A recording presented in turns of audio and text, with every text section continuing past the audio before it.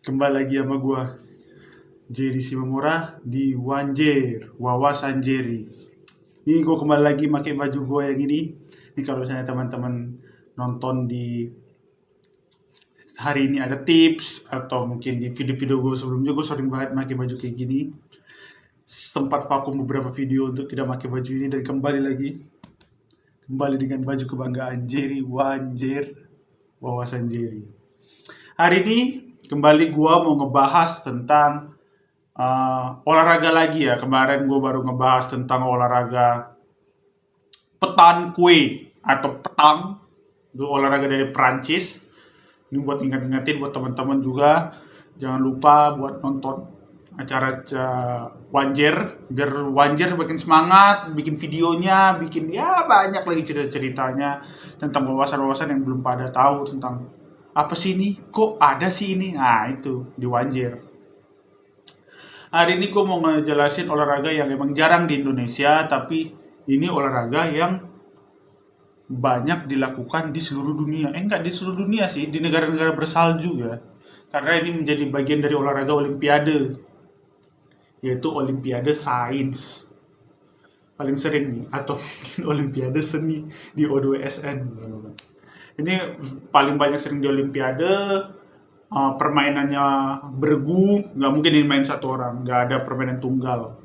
Permainannya itu minimal dua orang bergu, terus mengandalkan ya seperti yang gue bilang tadi, mengandalkan fisika. Karena apa? Mengandalkan kecepatan dan aerodinamis dari kendaraan lu. Olahraga yang pengen gue jelasin adalah olahraga bobsleigh. Bentar, kayaknya ada yang kurang nih. Nah, pas. Nih, olahraga bobsleigh ini adalah olahraga yang biasa dimainkan di Olimpiade musim-musim sebelumnya. Oh, bukan. Olahraga yang biasa dimainkan di Olimpiade musim dingin. Nah, karena kita di Indonesia, negara tropis, jadi nggak ada tuh olahraga musim dingin. Karena kita kan cuma ada dua musim tuh. Musim panas, musim hujan, sama musim orang kawin, musim durian, musim orang minjem duit. Nah, kalau ini nggak ada musimnya nih. Tiap hari ada aja nih. Nah, gue mau ngejelasin bahwa, kok langsung ngejelasin aja kayak gak ada bridgingnya, lompat-lompat. Jadi, kembali lagi ke olahraga bobsleigh. Nah, olahraga bobsleigh ini olahraga yang mengandalkan kecepatan. Nah, di olahraga ini nih, pertama kali nih ya, sejarahnya itu olahraga permainan salju di Saint Maurice, Swiss. Nah, di kota Saint Maurice ini banyak nih pemuda-pemuda yang wisata pergi ke Saint Maurice, main di gunung salju, terus mereka pengen coba tantangan adrenalin nih gitu. Akhirnya dia naik dia tuh ke bobsleigh-nya dia tuh berempat, terus meluncur gitu mengandalkan kecepatan untuk mancing adrenalin dari atas sampai bawah. Nah, terus makin lama berkembang di kota Saint Maurice juga pertama kali dibikin sirkuitnya untuk bobsleigh, karena takutnya olahraga ini malah bisa bikin pengguna jalan kaki yang atau segala macamnya itu kecelakaan dan akhirnya cedera. Jadinya udah deh, daripada ribet, daripada apa, kita bikin sirkuitnya aja gitu. Nih, itu kan sejarahnya ya, sampai akhirnya masuk ke Olimpiade gitu. Nih, bobsleigh itu sendiri, olahraganya itu terdiri dari 2 orang atau 4 orang. Jadi bergunya itu 2 orang, terus ada lagi 4 orang. Nah, kalau 2 orang nih, kalau misalnya 2 orang nih, 2 orang itu terdiri dari satu aku sayang ibu, oh salah, satu pengemudi. Nah, dia yang ngatur tuh jalannya. Karena kalau nggak ada yang ngatur, ntar dia gelosor aja nabrak ya kan. Yang kedua pengerem. Nah, ini juga penting nih pengerem nih. Karena kalau nggak ada ngerem, nyusruk tiba-tiba, jalan lurus terus. Bisa-bisa berhenti kagak nabrak rumah orang juga. Itu kalau misalnya 2 orang. Nah, kalau 4 orang nih. Nah, kalau 4 orang, satu pengemudi yang gue jelasin tadi, satu lagi pengerem, 2 orang pendorong. Nah, pendorong ini biasanya duduknya paling belakang nih. Biasa teman-teman nih kalau lihat kereta kereta luncurnya di salju kan ada tuh 2 orang yang dorong lari, terus taruh di jarak tertentu dia naik tuh. Nah, jarak tertentunya itu, nah ini buat teman-teman yang tahu, yang belum tahu nih, jarak tertentunya itu tuh 50 meter. Nah, itu bisa kecepatannya sampai 40 km per jam loh tuh, dorongannya dia, dan saking licinnya itu. Nah, jadi dua orang ini nih dari jarak 50 meter, tunggu. Tuh, ada pesawat lewat. Sorry ya, karena rumah gua dekat dengan ban rada ya. Hmm. Nah, gue lanjutin lagi. Jadi dia pemotor. Nah, bonsleknya ini tadi gue jelasin ada 4 orang, 2 pendorong, 1 pengemudi, 1 pengerem. Nah, kalau misalnya keadaannya permainannya 2 orang, pengemudi udah di dalam duluan. Karena kalau pengemudinya nggak ada di dalam, itu ngegosor aja udah, kagak ada yang bisa nangkep ya kan? Tiba-tiba set hilang tuh bonsleknya. Nah, kalau misalnya 4 orang, nah pengemudi sama pengerem di dalam.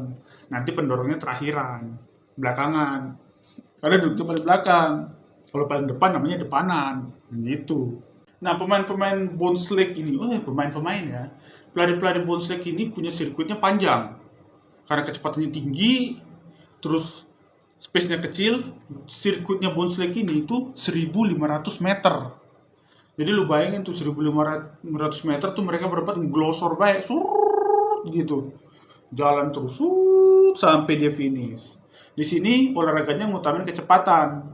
Nah, karena kecepatan dengan jarak yang cukup jauh itu, makanya kendaraannya itu berbentuknya aerodinamis. Kalau misalnya teman-teman lihat ini, bentuk-bentuknya bobsleigh itu bentuknya hampir rata-rata kayak peluru kali ya, bentuk-bentuk aerodinamisnya. Bawahnya ada besinya kayak besi sepatu ice skating. Tapi kan kalau sepatu ice skating jaraknya pendek nih besinya, ini besinya panjang gitu. Nah, terus di dalamnya ada orang, bentuk badannya itu kayak kereta Shinkansen, kalau di Indonesia tuh keretanya Wus. Nah, tapi yang kepalanya bukan pantatnya atau badannya, yang kepalanya bentuknya kayak gitu, aerodinamis. Terus di tengahnya untuk isi orang. Nah, di belakangnya pendorong kan gitu, di tengahnya isi orang, bawahnya ya kayak sepatu ice skating gitu isinya. Jadi 2 orang ngedorong, set. Pas sudah jalan 50 meter, naik dia tuh. 1, 2, pendorongnya untuk maju gitu. Nah, setirnya beda lagi. Jadi setirnya itu tarik. Jadi kalau kanan tarik gini, kalau kiri tarik gini, gitu. Kiri kanan kayak gini setirnya. Jadi kalau mereka mau gocek-gocek, jadi joget ding gitu. Nah, gitu. Jadi mereka untuk menyeimbangkan, oh nih mau belok kiri nih, set, tarik kiri, set, belok kanan, tarik kanan, gitu. Itu untuk menjaga kecepatannya biar stabil dan konsisten. Nah, karena kalau nggak konsisten, nggak stabil, wah, sampai kagak ngegelepar iya dia badannya kan, sakit itu. Olahraga-olahraga kayak gini nih biasanya juara-juaranya dari negara-negara es. Kalau tadi rekor yang saya lihat tuh ada dari negara Rusia, dari negara-negara Amerika sebagai ya negara besar olimpiade dengan ada juga kapasitas salju. Nah, jarang negara-negara subtropis, negara-negara tropis yang punya prestasi. Tapi ada satu hal yang gue mau jelasin, bahwa ada atlet bobsleigh-nya dari Jamaika yang punya prestasi, tapi prestasi lebih lanjut nanti kalian cari sendiri aja. Mancing, jadi biar kita belajarnya bareng-bareng gitu kan. Nah, bobsleigh ini punya organisasi internasional. Sama kalau sepak bola ada FIFA, kalau ada basket FIBA, nah ini mereka ada. Namanya Federazione Internazionale de Bobsleigh Torrigini. Nah, itu apa ada tuh? Nah, itulah pokoknya. Tuh gue baca bahasa Inggrisnya. Jadi ini forum internasionalnya nih, yang masuk dalam olahraga musim dingin. Jadi nih, for your information ya. Jadi selama ini kita tuh punya 2 olimpiade. Ada olimpiade musim dingin, ada olimpiade musim dingin, ada olimpiade musim panas. Nanti kalau kayak gini salah lagi jadi saya. Nah, selama ini yang kita lihat yang ada Indonesianya tampil di atletik, di cabang sepak bola, cabang kantor cabang gitu. Enggak, atau perahu naga, atau mungkin apa ya di itu.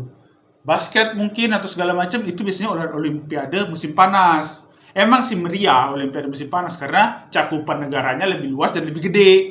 Jadi ada negara dari sana, yang negara-negara panas, yang nggak ada salju, itu lebih banyak.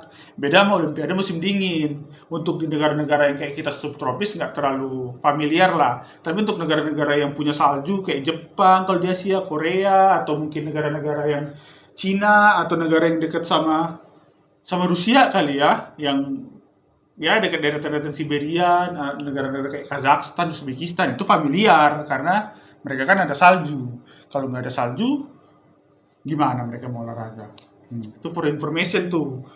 Makanya di negara-negara mereka olahraga kayak bobsleigh gitu atau mungkin olahraga-olahraga biathlon. Nah, belum tahu kan biathlon. Nah, jadi buat teman-teman yang masih penasaran, wih apalagi sih olahraga musim dingin atau olahraga-olahraga yang lain yang pengen dijelasin, pengen dikasih tahu atau pengen Jer bahas dong di Wanjer biar kita juga makin paham, makin mengerti.